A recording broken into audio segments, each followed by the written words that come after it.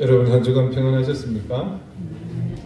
이제 대림의 마지막 촛불이 다 밝았습니다. 첫 번째 요거 지금 불 켜진 거 맞습니다. 초를 좀 짜린다는 게 자꾸 잊어버립니다. 이제 우리는 순전한 마음으로 구주의 오심을 기다리는 마음의 끝자락에서 주님께 함께 예배하고자 합니다. 다 같이 자리에서 일어나셔서 대림절 마지막 네 번째 주일 예배 하나님 앞에 기다림의 간절함을 담아 함께 드립니다.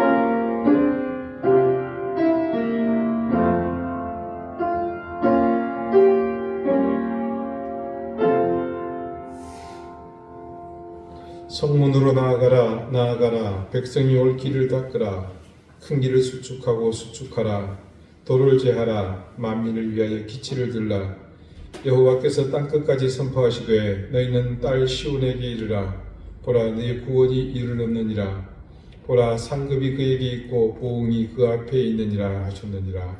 아멘.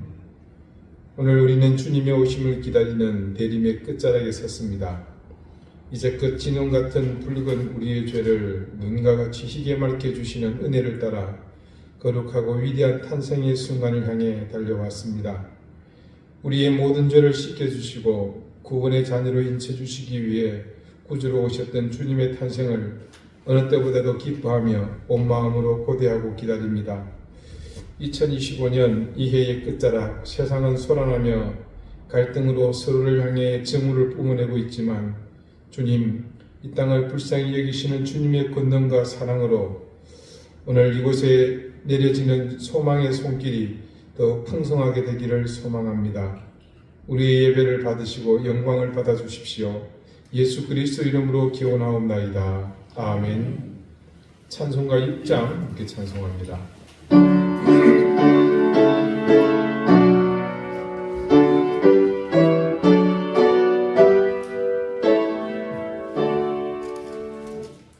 소리 높여서 주 찬양하여라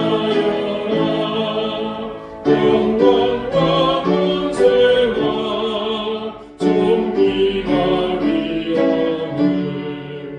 온전히 다스리시는 하나님의 왕께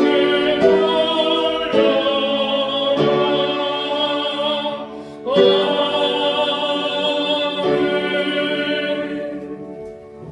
이제 다 함께 참회의 기도를 드립니다. 하나님, 우리는 당신의 자녀입니다. 그래서 언제나 하늘나라를 지향하며 천국의 소망을 따라 사는 사람들입니다. 하지만 우리가 그런 사실을 망각한 채 중요한 사실과 가치를 더럽히는 삶을 살았습니다. 흙 속에 묻혀 있지만 진주는 여전히 진주입니다. 우리는 스스로 보배를 지니고 있으면서도 우리가 가진 이 값진 보화를 하찮은 돌처럼 여기며 우리 스스로 어둠의 길을 택했습니다. 빛이신 주님을 우리는 어둠으로 드러냈고 소망이신 주님을 우리는 절망으로 왜곡되게 보이게 했습니다. 사랑과 연합, 일치와 화해가 필요한 이 시대에 우리는 무능했고 무관심했으며 그래서 철저한 방관자였습니다. 복음은 오로지 나와 내 가족만을 위한 나의 도구였으며 그것을 주신 하나님의 의도와는 전혀 무관하게 이기적 바람들을 채우는 일에만 필요했습니다. 하나님, 온통 세상이 우리같이 왜곡된 믿음 때문에 빛에 거하지 못했으며 불의와 거짓이 넘쳐나게 되었습니다. 우리가 이 모든 죄를 지었음을 고백하며 주님 앞에 용서와 자비를 구합니다. 우리를 불쌍히 여겨 주십시오. 이제는 계속해서 침묵 가운데 하나님과 나만이 하는 은밀한 죄를 위해서 기도하겠습니다.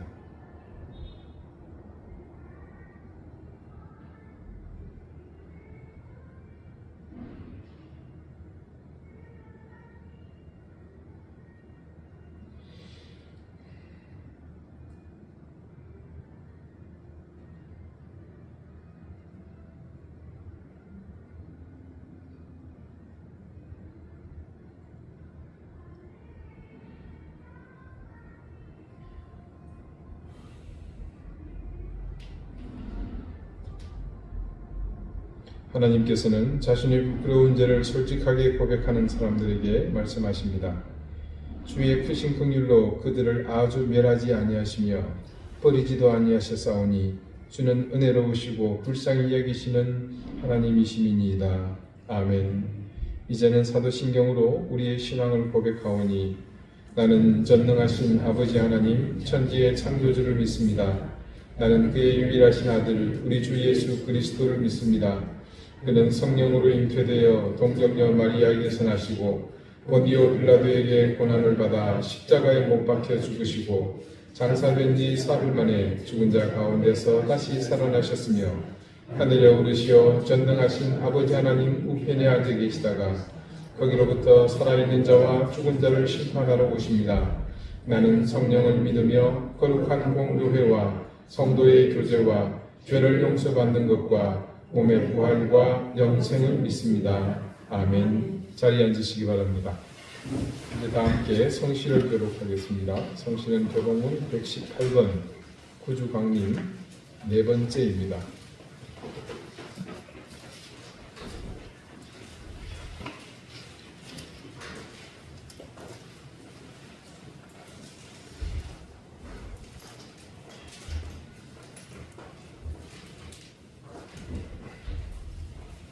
나는 시온의 의가 빛같이 예루살렘의 구원이 횃불같이 나타나도록 시온을 위하여 잠잠하지 아니하며 예루살렘을 위하여 쉬지 아니할 것이며 이방 나라들이 내 공의를 묻 왕이 다 네 영광을 볼 것이요 너는 여호와의 입으로 정하실 새 이름으로 일컬이 될 것이며 너는 또 여호와의 손의 아름다운 관 내 하나님의 손의 왕관이 될 것이라.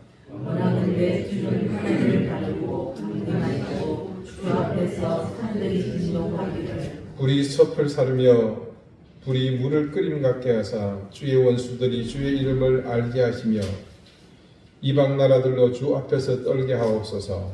주께서 강림하사 우리가 생각하지 못한 두려운 일을 행하시던 그때에 산들이 주 앞에서 진동하사오니 주 외에는 자기를 악망하는 자를 위하여 이런 일을 행한 신을 옛부터 들은 자도 없고 귀로 들은 자도 없고 눈으로 본 자도 없었나이다. 아멘.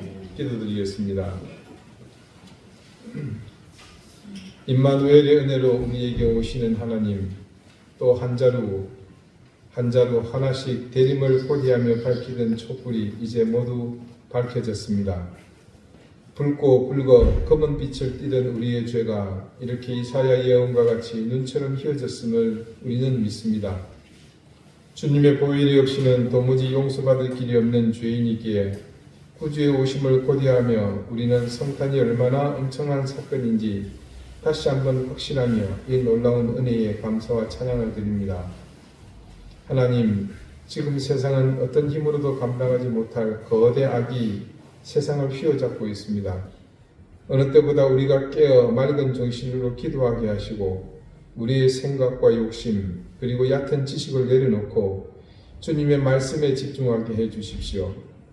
우리 유한함으로 세상을 보지 않게 하시고 아무도 승자가 없는 분열과 다툼의 끝에 기다리고 있는 공멸 속에서 함께 그 길로 떨어지지 않도록 깨어 진실을 아는 사람들만이라도 하나님의 뜻 앞에 온전히 겸비할 수 있도록 인도해 주십시오. 늘 그랬지만 이해도 성탄은 더욱 그 간절함이 더합니다. 우리의 죄를 사하시기 위해 우리 가운데로 오시는 주님이시기에 그 구원의 빛이 분열과 증오를 부추기는 어둠의 세력을 몰아내고 이 땅을 사랑과 연합으로 막힌 담을 흘러내시는 주님의 은혜가 대신 채워지는 역사가 있기를 간절히 구합니다. 하나님, 이 나라와 민족을 불쌍히 여겨주십시오. 들끓는 민심이 단지 의를 향한 외침이 아니라 분열을 넘어 서로를 향한 증오와 저주로 이어지며 해방 이후 극한 진영의 대립보다 더한 극한의 대치로 이어지고 있습니다.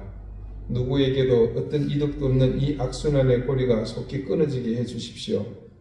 민심을 가라앉히고 선의 길로 인도해야 할 책임 있는 자들은 자신들의 욕심을 채우기 위해 모든 수단을 자신의 영역을 위한 도구로만 사용할 뿐입니다.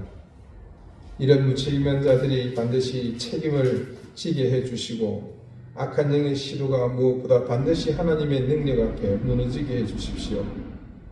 국제사회는 전쟁의 부하가 가시지 않고 있습니다. 우크라이나뿐 아니라 태국과 캄보디아에서 지금도 처체 수많은 생명이 목숨을 잃고 있습니다. 그들을 불쌍히 여기시고 이 겨울이 가기 전에 모든 것이 종식되고 간절히 바라오니 분열과 다툼의 그 총성이 멈추게 해주십시오. 이제 하나님 서서히 본격적인 추위가 밀려옵니다. 이 추위 속에 도움의 손길이 필요한 이웃들을 보살피는 일에 게을리하지 않게 하시고 추위보다 더 강력한 사랑의 온기로 이 겨울을 함께 이겨내게 해주십시오. 무한공항의 참사로 가족을 잃은 유족들을 긍휼히 여겨주시고 이 일의 명분상으로 분명 나서야 할 사람들이 자기 이익에 따라 침묵하는 이 현실을 하나님 좌시하지 않게 하시고 그들이 양심으로 이 유족들의 손을 잡게 해주십시오.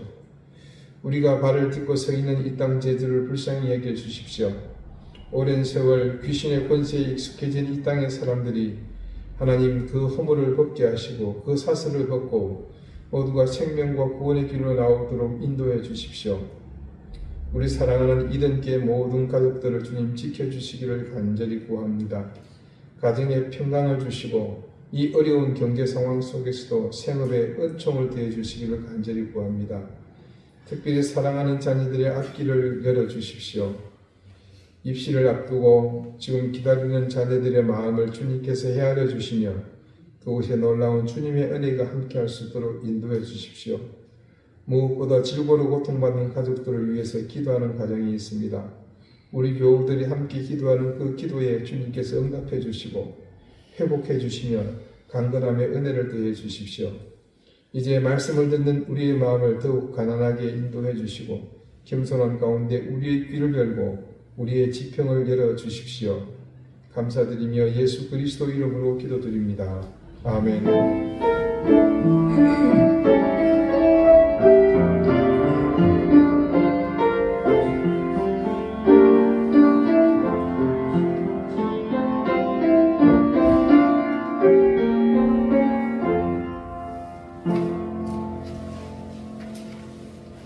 (113장) 함께 찬송하겠습니다.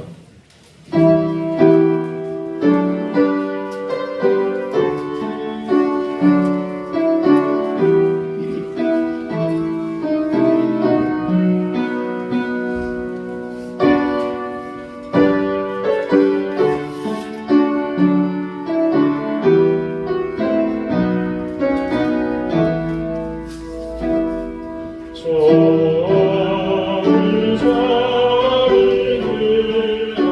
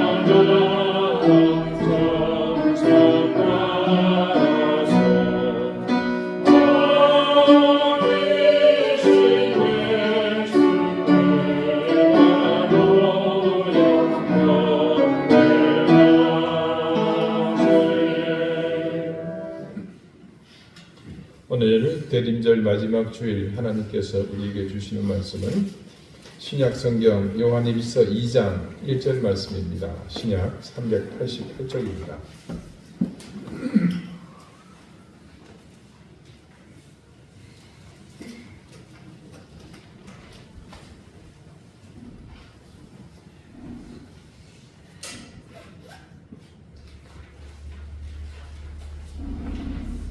요한일서 2장 1절 말씀을 제가 읽겠습니다. 이제 다 같이 자리에서 일어나 하나님의 말씀을 경청하십시오. 나의 자녀들아, 내가 이것을 너희에게 쓰면 너희로 죄를 범하지 않게 하려 함이라. 만일 누가 죄를 범하여도 아버지 앞에서 우리에게 대언자가 있으니 곧 의로우신 예수 그리스도시라. 아멘. 자리에 앉으시기 바랍니다. 하나님께서 이 말씀으로 우리에게 은혜 주시기를 원합니다.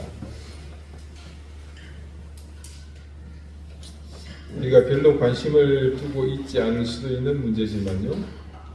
그러나 하나님의 자녀가 되고 무엇보다 예수 그리스도의 보혈로 죄를 용서받은 사람이 되었다면 반드시 관심을 가져야 하는 것이 있습니다. 그것은 우리 삶과 밀접하게 연관된 죄의 문제입니다. 평상시에는 죄에 대해서 깊은 관심을 가지고 살지 않지만 우리가 신앙인이라는 궁극적인 우리의 정체성 속에서는 죄에 대한 인식은 굉장히 중요한 문제입니다. 그런데도 우리가 죄에 대해서 평소에 깊은 인식이 부족하고 그래서 죄를 크게 의식하지 않고 살게 된 데는 나름의 이유가 있습니다. 죄가 우리 인식에 또 우리 삶에 깊이 각인되지 못한 데는 크게 두 가지 정도의 생각이 자리 잡기 때문인데요. 먼저는 어차피 우리는 죄인이다라는 생각입니다. 비관적인 그런 자세죠. 이런 생각은 저도 여러분에게 하게 만드는데 일조하는 사람이라고 생각하고 있습니다.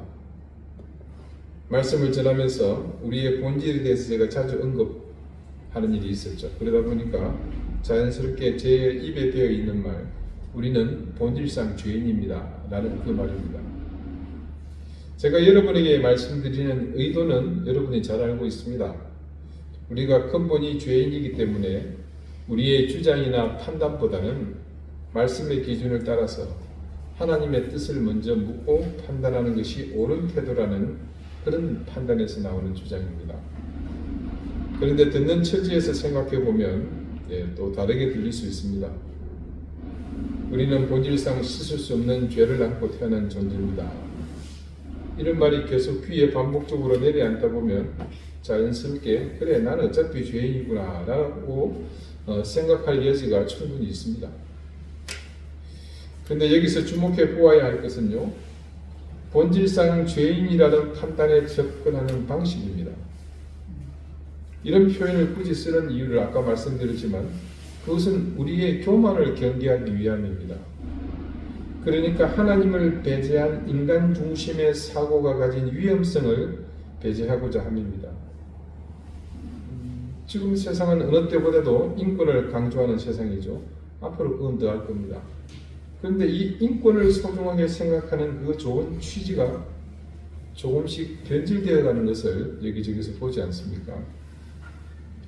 인권은 마땅히 존중받아야 합니다. 그것을 무시하려는 시도, 그것을 짓밟으려는 시도는 당연히 막아서야 하고 물리쳐야 합니다. 그런데 이런 움직임이 그 본질에서 벗어나면서 인권 자체의 소중함을 지향하기보다는 그 과정이 지나치게 두드러지고 이게 나름의 도구가 되면서요, 오히려 인권을 보호하려다가 남의 인권을 도리어 짓밟는 경우를 많이 보았습니다. 모순이잖아요.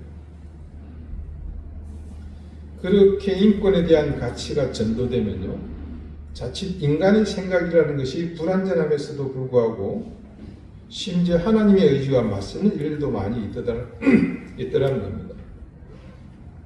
그래서 우리는 인권은 강조하고 또 존중하면서도 그것이 갈 바를 잃어버리고 인본주의로 퇴락하는 것을 경계해야 합니다.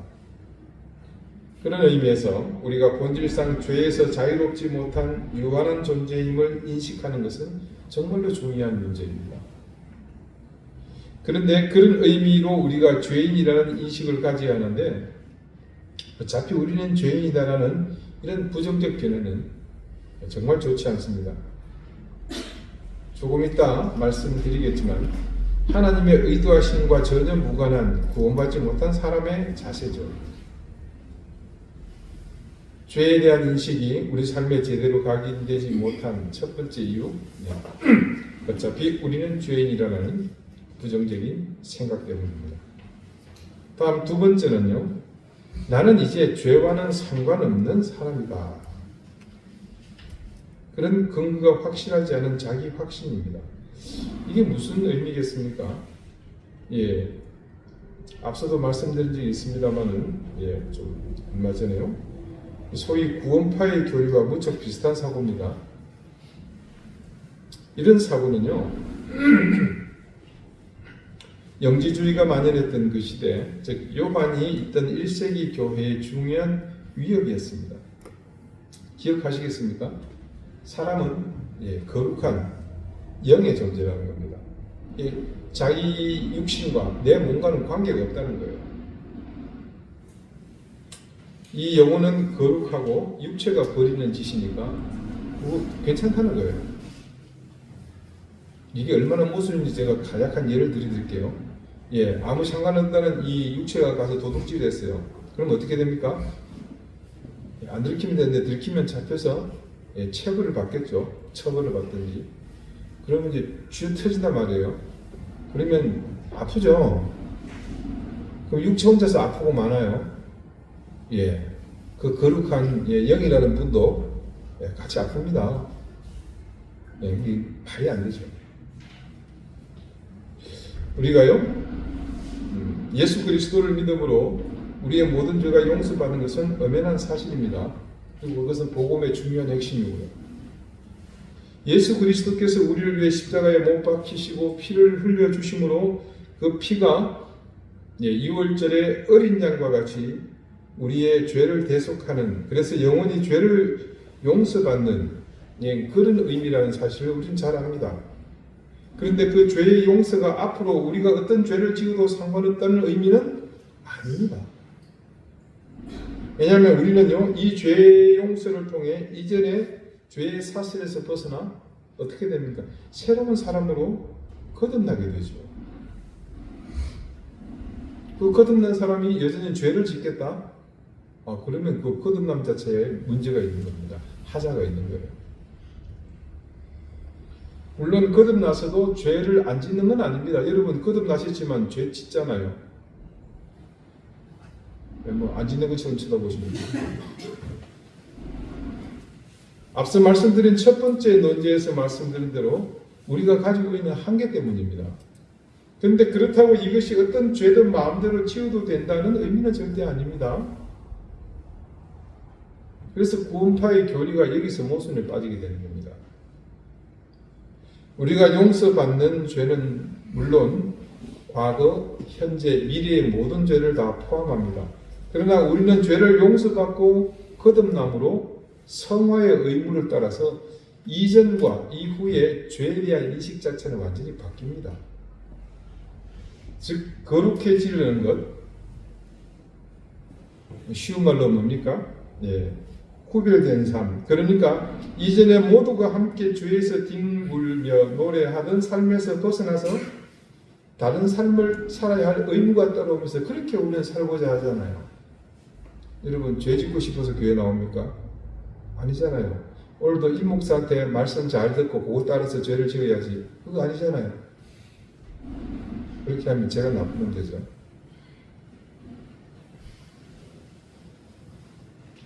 그래서 구원받은 이후에는요, 인간이 가진 한계로 불가피하게 짓는 죄와 이전에 아무 생각 없이 짓던 그 죄는 엄연히 구분이 됩니다. 그런데 나는 이제 죄와 아무런 상관이 없다? 그런 사람이다라고 생각하는 것은 이 말씀의 정면으로 배치되는 거죠. 오늘 말씀에 따르면요, 요한은 이 두 가지의 극단적인 생각을 모두 경계합니다. 사도 요한은 그 두 가지의 생각과 모순에 대해서 아주 중요한 말을 우리에게 하고 있죠. 그것은 죄를 가볍게 여기지 않으면서도 반대로 죄 가운데서 낙심하지 않게 하는 것이 복음의 중심이라는 사실을 보여줍니다. 오늘 말씀을 한번 봅시다. 천천히 읽어보죠. 나의 자녀들아, 내가 이것을 너희에게 쓰면 너희로 죄를 범하지 않게 하려 함이라. 만일 누가 죄를 범하여도 아버지 앞에서 우리에게 대언자가 있으니 곧 의로우신 예수 그리스도시라. 요한은 이 편지를 너희에게 쓰는 목적이 있다고 하죠. 그 목적의 첫 번째는 너희가 죄를 범하지 않게 하려고 한다. 요한은 분명히 말합니다. 내가 이것을 너희에게 쓰면 너희로 죄를 범하지 않게 하려 함이라. 복음은 어떤 경우에도 여러분 죄를 정당화하지 않습니다. 만약에 그렇게 생각하신다면 그건 철저히 잘못된 생각입니다. 우리가 잘 아는 것처럼 죄는 절대 하나님과 함께하지 못합니다. 그러니 우리가 죄를 짓는다는 것은 하나님과의 결별을 선언하는 것과 다르지 않습니다. 그런데 그것을 어떻게 정당화할 수 있겠습니까? 기억하십시오. 분명히 말씀드리지만 은혜는 결코 죄를 짓도록 놔두는 이 방종의 면허가 아닙니다.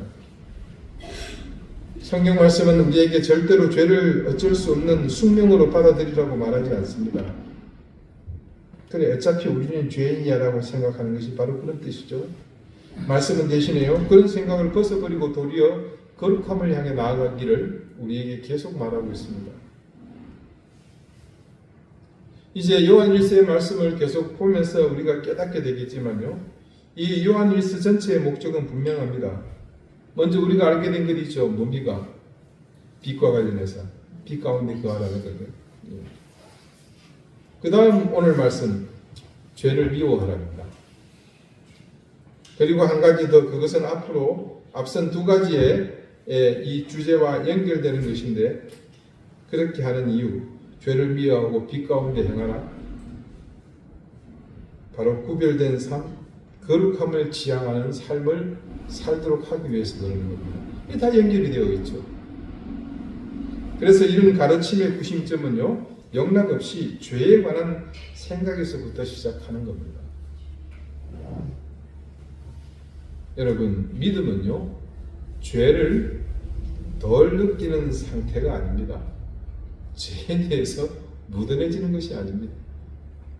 죄에 대해서 우리가 둔감해지는 것이 믿음이 아니라, 믿음이 성숙해지게 되면 도리어 죄에 대해서 더욱 예민해지는, 민감해지는 상태가 됩니다.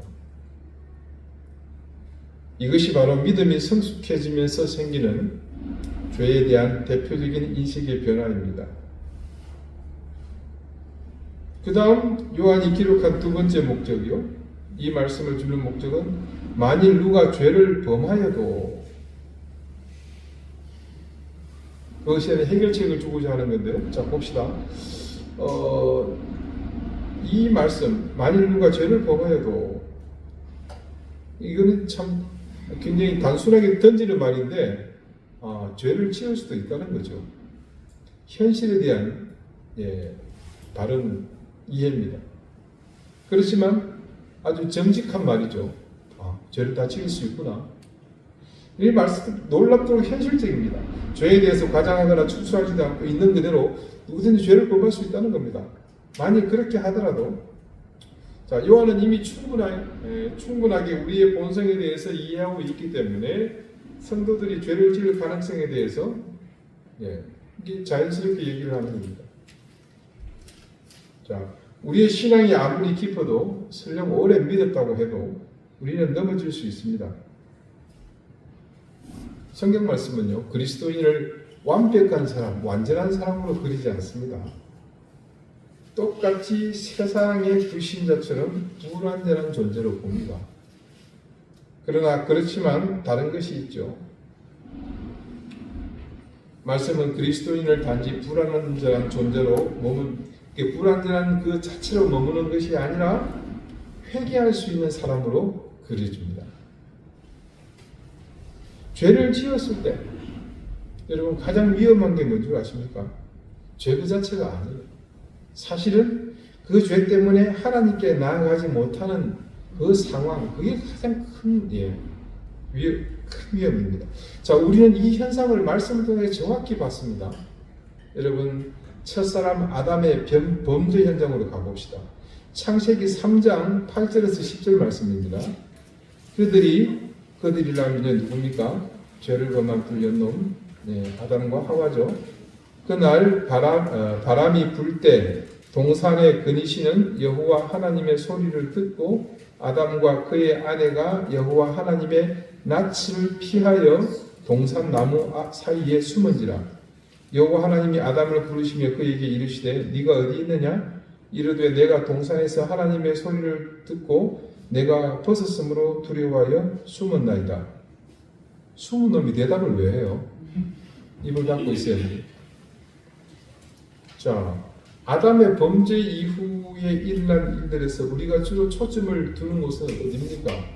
하나님의 징계의 내용들이죠. 어떻게 됩니까? 에덴에서 쫓겨나죠. 그리고 남자는 죽도록 일을 해야 하고 여자는 출산의 고통을 겪어야 하고 여러 가지 죄목들이 그에 대한 징벌들이 가해집니다. 그런데요, 더 비극적인 것도 있죠. 인간의 본질 자체가 바뀌잖아요, 그죠?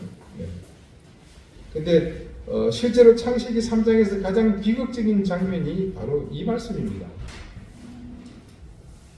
창세기 3장 8절의 문장에서 마지막 두 개의 동사가 바로 그 비극을 그대로 전해줍니다.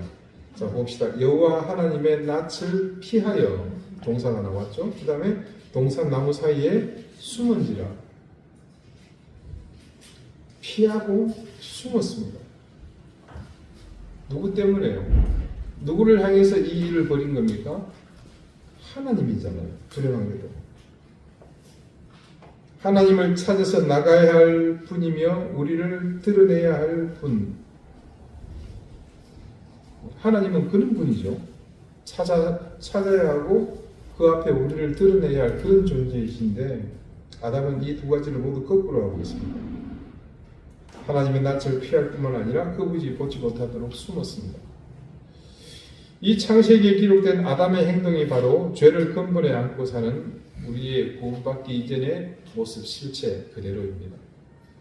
근데 우리가 예수 그리스도를 구주로 영접하고 하나님의 자녀가 되고 난 이후에는 피하거나 숨을 이유가 없어졌습니다. 그 이유를 우리는 압니다. 바로 대속의 구주이신 예수 그리스도 때문입니다. 요한은 그것을 오늘 말씀에서 이렇게 표현합니다. 아버지 앞에서 우리에게 대언자가 있으니. 여기서 아버지라 그러니까 만만하게 보시는데 이 아버지는 이따만 뚜껑만한 손으로 지금 싸대기를 완전히 한방 날리기로 분기탱천에 있는 그런 존재입니다. 심판하시는 하나님이죠. 요한은 선언합니다. 죄를 지었느냐? 우리가 근본이 죄인이기에 그것은 필연적이다. 그러나 염려하지 말아라. 죄를 심판하시는 아버지 앞에서 우리에게 대언자가 있다. 여기 우리말 대언자로 번역한 헬라어 파라클레토스는요, 중보자 옆에 서서 도와주는 그런 존재. 요즘 말로 하면 이제 변호사가 됩니다. 여러분 살면서 변호사와 친한 거는 좋은데 일로 만나는 일은 없으시길 바랍니다. 저는 지난 방주시대과의 법정 다툼 때문에 변호사를 만날 수밖에 없었습니다. 너무 좋은 분들을 만난 것은 제 인생의 큰 또 은혜요 복인데 저는 그 과정에서 변호사님들의 도움을 누구보다도 많이 받았습니다. 그리고 경험을 통해서 변호사라는 존재가 얼마나 든든하고 또 귀한 조력자인지 뼈저리게 경험했습니다. 법정 다툼도 있지만 무려 5번에 걸쳐서 고발을 당해 경찰서에 갔습니다. 별 희한한 거지 같은 일로 억지 고발을 한 겁니다. 결론부터 말씀드리면 변호사님의 도움 없이 경찰서에서 저 혼자 조사를 받았다면요, 아마 저는 제 결백과 무고를 제대로 증명하지도 못했을 겁니다. 변호사는 그런 존재입니다. 곁에 있으면 얼마나 든든한지 몰라요. 요한은 지금 그 대언자 변호사가 바로 누구다? 예수 그리스도라고 말하고 있습니다. 단지 변호사가 우리의 범죄 사실 때문에 변호하는 것만으로도 큰 힘이 되는데 이분은 지금 변호하는 정도만 할 수 있는 분이 아니시죠. 변호사도 궁극적으로 넘지 못하는 선이 있습니다. 변호사는 무죄를 증명하고 주장하고 그에 대한 정보와 지식을 통해 변론하는 것을 기꺼이 도와줍니다. 근데 거기까지입니다. 변호사는 저의 죄 자체를 없애거나 무시할 수 있는 능력은 없습니다. 근데 예수 그리스도는요, 그런 차원을 넘어서는 분입니다. 그분은 우리의 죄를 덮어주는 분이 아니라 아예 근원에서부터 우리의 죄값을 치르신 분입니다. 그런 분이 지금 우리를 심판하시는 하나님 아버지 앞에 서 계신 거죠. 그래서 하나님의 낯을 피해 숨어야만 하는 우리가 하나님 앞에 설 수 있게 되었습니다. 우리가 그렇게 하나님 앞에 설 수 있는 조건은 딱 한 가지뿐이죠. 그것은 우리가 죄가 없이 깨끗한 상태, 지금의 불완전함을 벗어버린 완벽한 그때뿐입니다. 그런데 지금 우리가 죄가 없이 깨끗합니까? 완벽합니까? 아니죠. 절대 그렇지 않습니다. 그런데 어떻게 우리가 하나님 앞에 피하지도 숨지도 않고 설 수 있습니까? 그것은 순전히 우리의 변호사, 대언자 예수 그리스도 때문인 거죠.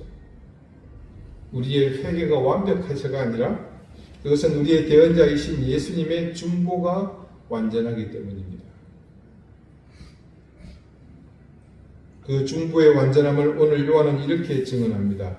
우리의 변호사, 대언자는 곧 의로우신 예수 그리스도시라.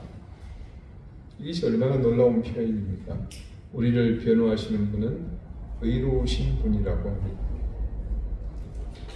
이 말은요, 곧 예수님의 중보는 인간들이 생각하고 있는 상식, 철학, 문화, 거기에 대해서 감정에 의존하는 것이 아니라 공의에 근거한 중보라는 그런 의미입니다.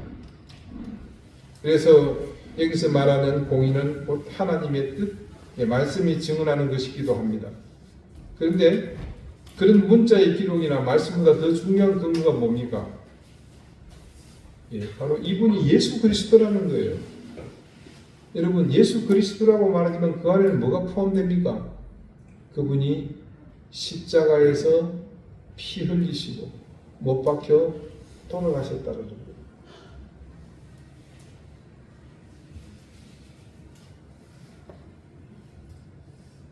그분 자체가 곧 하나님의 공이며 이게 정의가 아닙니까?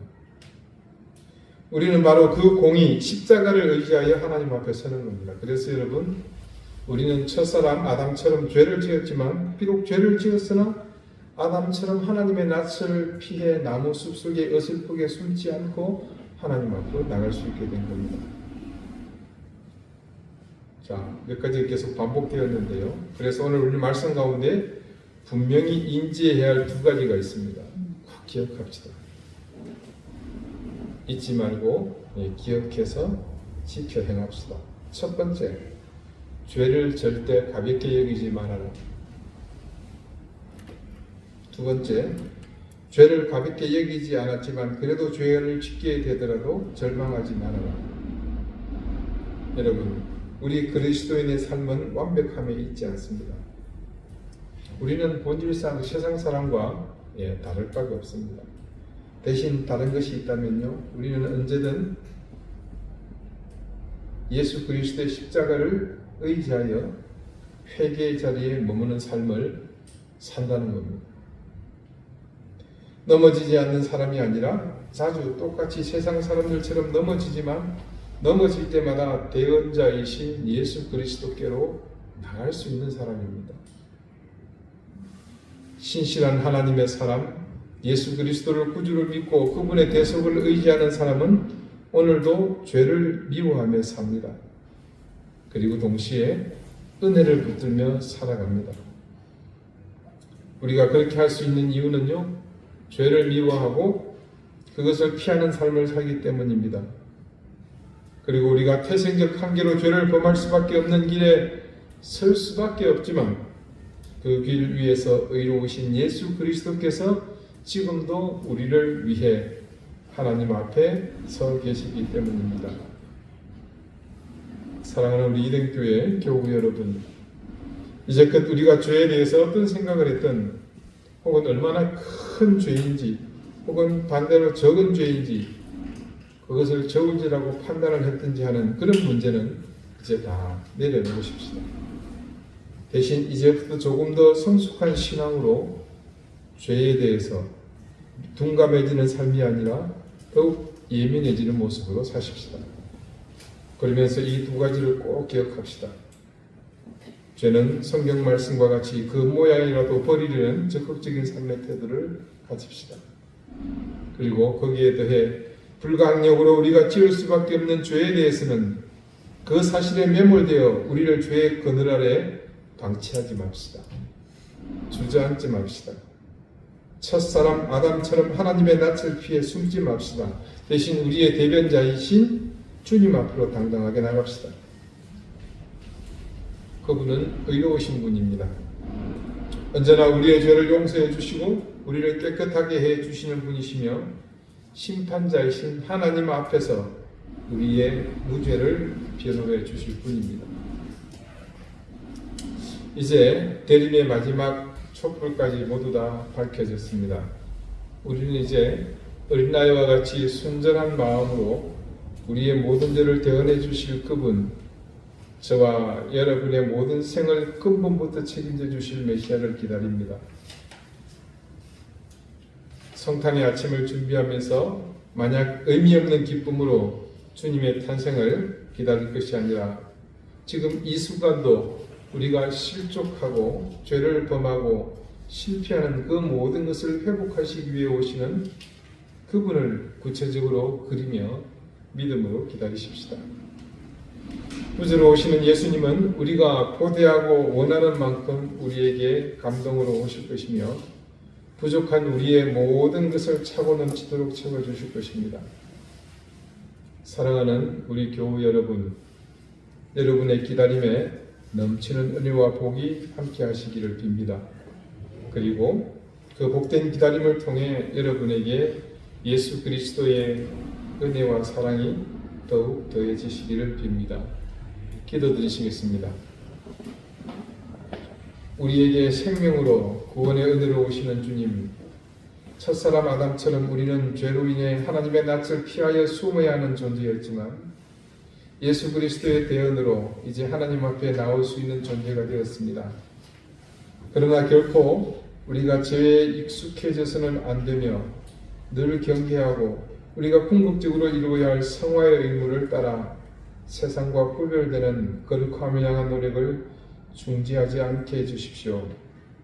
그러면서도 언제나 실족한 우리의 대언자가 계심을 기억하며 그렇게 우리의 인생의 가장 큰 복이요 은혜이신 예수 그리스도의 오심을 기쁨과 간절함으로 고대하게 해 주십시오.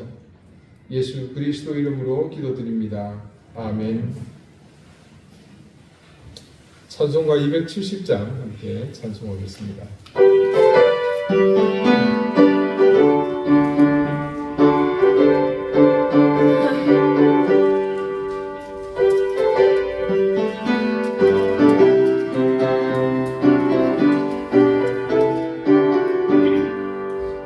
변찮는 주님의 사랑과 거룩한 노래의 영광을 우리가 찬양을 합시다.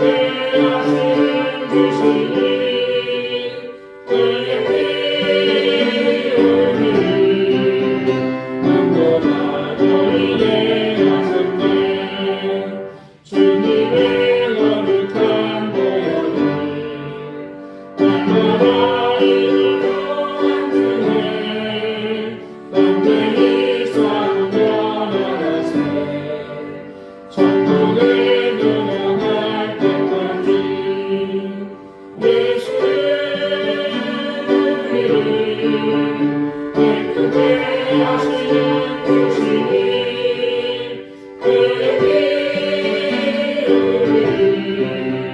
눈보다 너희의 하셨네 십자가 단단히 붙잡고 날마다 이기며 나가세 너희의 명령을 쓰고서 주 앞에 찬양할 때까지 예수는 우리를 깨끗게 하시는 주시니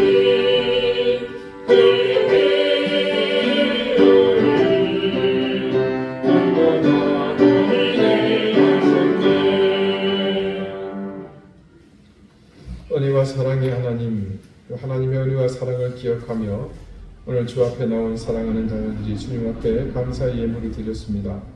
주님 드린 손길의 마음을 기쁘게 받아주시고 하나님 그들 위해 간절한 소망을 넘어서는 하나님의 큰 은혜를 덧입혀 주십시오. 하늘의 신령한 은혜, 땅의 기름진 복을 넘치게 더하시며 그 가정과 생업이 큰 은혜를 얻게 해주시기를 구합니다. 자녀들의 길을 주님께서 귀하게 열어주시고 세상 사람들은 알지 못하는 은밀하고도 귀한 은혜가 그 자녀들과 함께하고 있음을 우리가 깨닫고 감사하게 해주십시오. 질고로 고통받는 가정들의 하나님 은혜를 더해 주셔서 그 질고가 떠나게 해주시며 핍절함이 없게 하시고 자녀들이 지혜와 총명을 따라 하나님이 이끄시는 은혜의 길로 거침없이 나갈 수 있도록 인도해 주십시오. 교회를 위해 수고하며 섬기는 손길들의 수고를 주님께서 귀하게 갚아주시고 늘 기도하는 그 자리들이 응답의 열매가 차곡차곡 채워지는 역사가 있게 해주십시오. 하나님, 우리 찬홍씨 하나님께서 좋은 결과를 주셔서 감사드립니다. 앞으로도 개업하고 또 생업을 펼치는 가운데도 주님께서 귀한 금으로 함께 해주시기를 간절히 구합니다. 우리 죄인이 하나님 은혜 앞에 주의 자비를 구하며 그 결과를 기다리고 있습니다.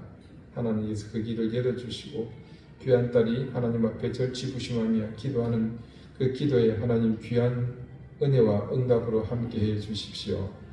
감사드리며 예수 그리스도 이름으로 봉헌 기도드립니다. 아멘. 예, 교회 소식 알려드리겠습니다. 25일 목요일 성탄 예배는 11시에 교회학교 함께 드리도록 하겠습니다. 성탄의 아침까지 우리를 위해 오시는 구주를 기다리는 마음으로 겸손히 자신을 돌아보고 하늘로부터 내리는 귀한 은혜를 누리시기를 바라겠습니다. 우리 찬홍씨 지난주에 광고했습니다만 잠깐 이러실까요? 네. 좀 쑥스럽지만 자 우리 격려의 박수 함께 좀 했으면 좋겠습니다. 네, 감사합니다.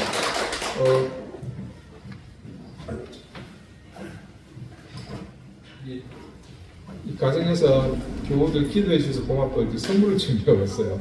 나가실 때 하나씩 받아서 가셨으면 좋겠습니다. 응원해 주신 마음과 따뜻한 마음과 축하 감사드립니다. 언제나 건강하시고 행복한 일만 가득하시기를 바랍니다. 박찬웅 눈보람 드림. 네, 정성을 다해서 준비했는데 꼭 받아가시기를 바라겠습니다. 또 우리 문 집사님 네 분 또 오랜만에 참석하셨습니다. 너무 감사드립니다. 네. 두 분 서로가 더 좋아지셨네요. 예, 옮기시기 잘하시는 것 같아요. 우리 환영의 박수 한번 합시다.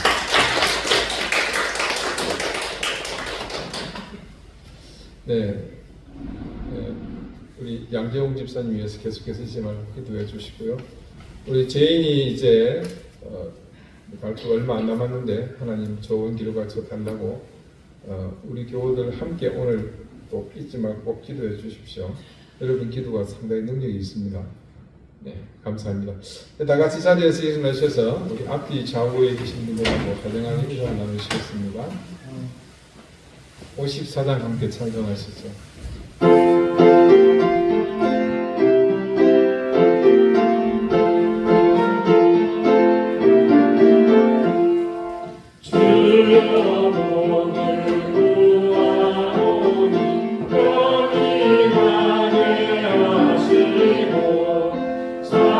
사랑받아 주대로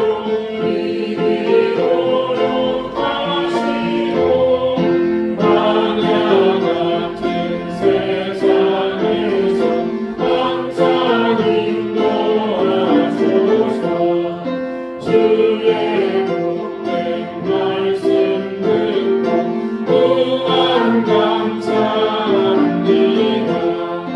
구원받은 주의 성도 열매 맺게 하시며 하나님이 우리 함께 항상 계시옵소서. 아멘. 이제는 예수 그리스도의 은혜와 하나님의 사랑과 성령의 교통하심이 죄에 대해서 더욱 민감해지며 그러나 죄로 인해 넘어졌을지라도 절망하지 않고 좌절하지 않고 우리 앞에 있는 대언자에게로 나아갈 수 있음을 믿으며 난 그렇게 살기를 다짐하는 우리 이덴교회 모든 성도들과 저들의 가정과 귀한 생업 위에 특별히 귀한 은혜로 함께 하시는 한 사람 한 사람의 영혼들 위해 이제로부터 영원토록 항상 함께 하시기를 간절히 축원하옵나이다. 아멘.